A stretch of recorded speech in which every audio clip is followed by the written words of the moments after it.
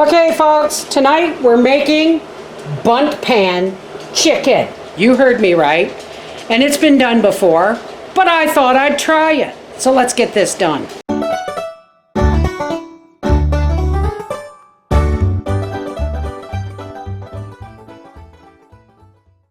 All right, this is for my vegetables. First things first, we want to get our chicken seasoned.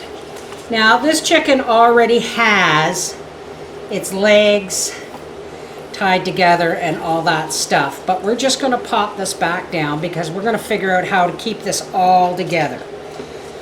Well, whatever. Let's just season it first. Okay, so here's our chicken and it's all tied together. It came that way. First things first, we want to season this chicken really, really well with my homemade favorite chicken and pork seasoning all over the place.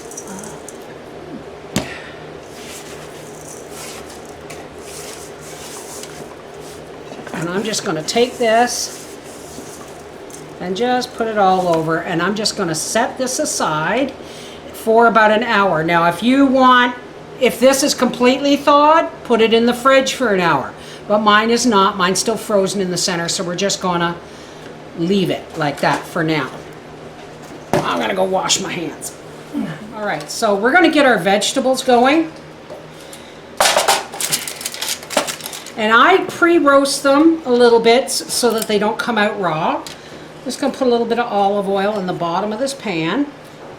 Just for now, set that aside. These are the turnips I got out of the garden today. All of this has to be washed, so.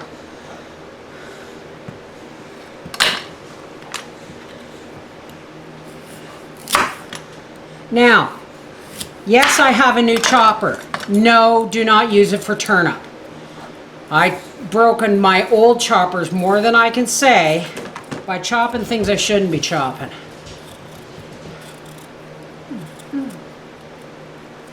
Now these won't be as sweet because they may be, I don't know, but turnips or rutabagas especially, they are like parsnips. They want a hard frost to sweeten them. So I won't be picking the rest of my rutabagas until fall. Whoops, wrong bucket. But I went out in the garden to see if we had anything to go with our potatoes, and I got rutabagas. Enough said. And I got some chives from the garden. We don't need a whole lot of rutabaga because I'm going to make some asparagus as a green. And we're going to peel our potatoes. And they are not happy potatoes because we don't eat a lot of potatoes, folks.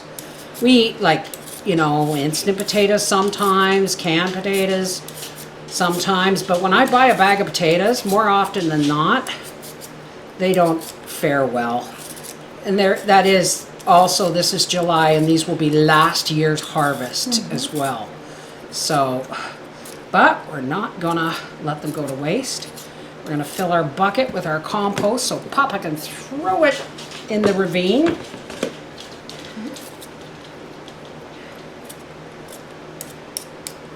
you ever get a little peeler? Huh? So where did you get the little peeler? Oh, I ordered it online. It's awesome because you can scrape down things, or you can just take out a little piece that's bad like that. Oh, wow. Okay. But I never stop to think about it. I just kind of file them down until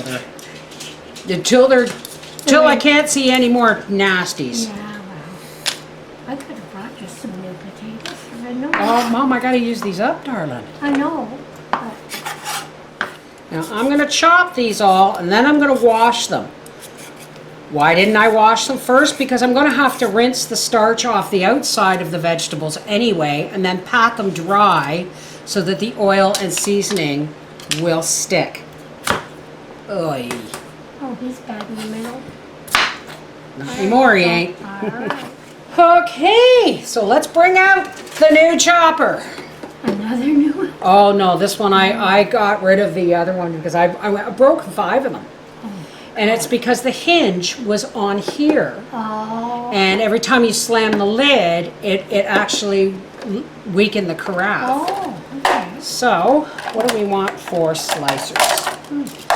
Now, we don't want these too big, No.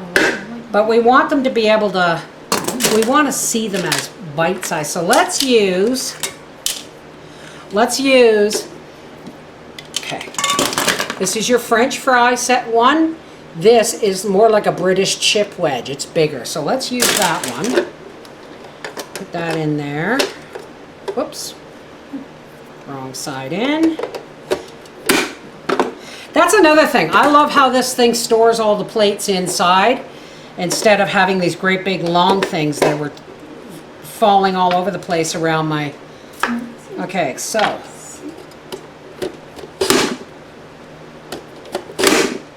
These are the potatoes. We may try a turnip. Probably not. We will have nobody to blame but myself if I break this, but I am going to try a turnip piece on it as soon as I'm done this last piece of potato. Oh, see, now this has a little hinge part here that clamps it in place. Yeah. Or your lid will be loose. So. Oh, okay. All right, you ready, folks? Holy crap. They're soft.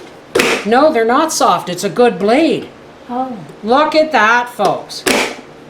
Oh. You can do turnip on this. I just wouldn't do it too thick. No.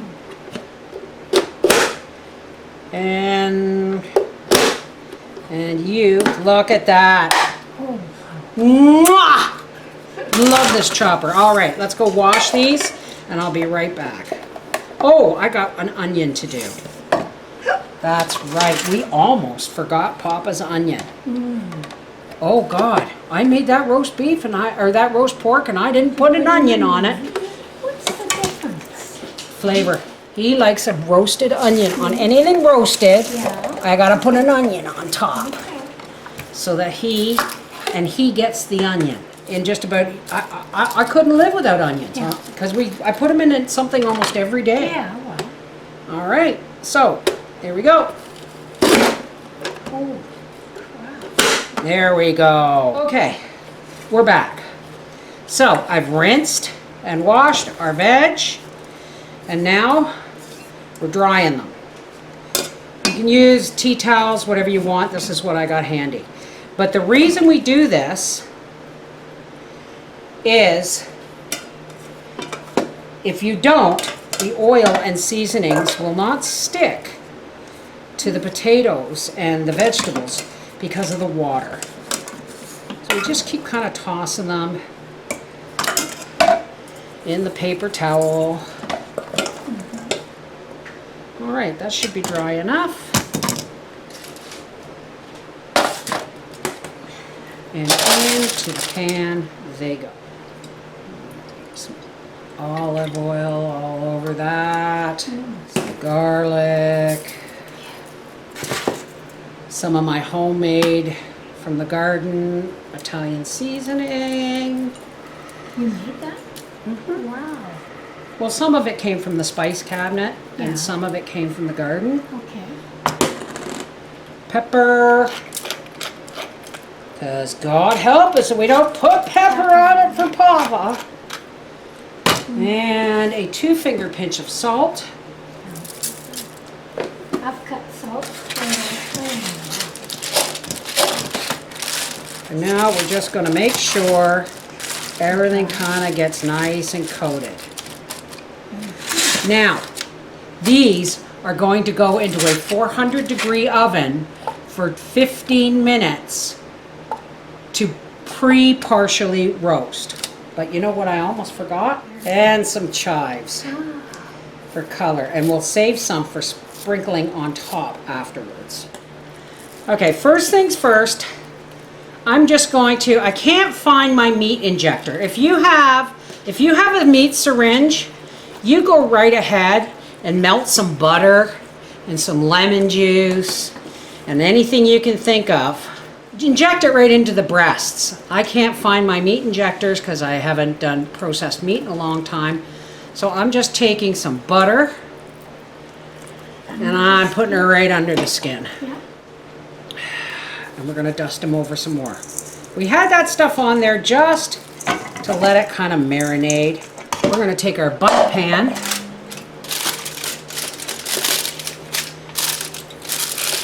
And a piece of tin foil. And we're just gonna smush that down right over top. Okay, so here are our veg.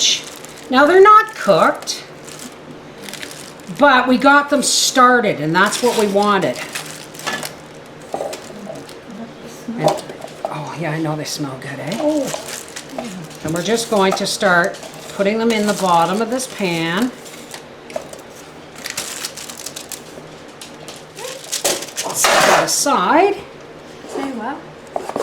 Wow, it's getting this pan hot already. Yes, I can And see now- I can see the steam. We're going to take our chicken and we're just going to slide it right down over top of the funnel. And there it is. That's going into a 400-degree oven for an hour. Here is our Bundt Pan Chicken out of the oven. Now, we're going to transfer it over to this pie plate. Whoops. And the foil, of course, is stuck inside. Nobody ever tells you that that doesn't happen. But that's okay. We'll just pull it right out like that. Oh, tin foil, baby! There we go. And these vegetables are so yummily cooked. Put the skin to the side, let's just lay it on there. So it looks real pretty. And there's plenty enough there. I think I'll be making soup tomorrow. That's going right into the crock for tomorrow's soup. And that's all that needs. You don't want to overcook asparagus. And there it is. Bundt Pan Chicken with veg and some pan-seared garlic butter organic asparagus. Come and get it! That's all right. That just makes it taste better. That's good. 2 thumbs up, it's delicious. Thanks, Mom. This Bundt Pan Chicken with roasted vegetables and pan-seared asparagus and garlic butter. Yeah. Turnip came out of the rutabaga came out of the garden. Mm-hmm. Really? Yeah. Yep. I had to thin them out anyway, so I took a couple of little ones. Good. Awesome, Dan. Are you up for chicken soup tomorrow? Sure. This is the Miss Wolfie from our half-acre homestead saying, chicken in a Bundt pan. Kind of like a drunken chicken, but without the beer can stuffed up its woohoo. Just saying. Take care, God bless.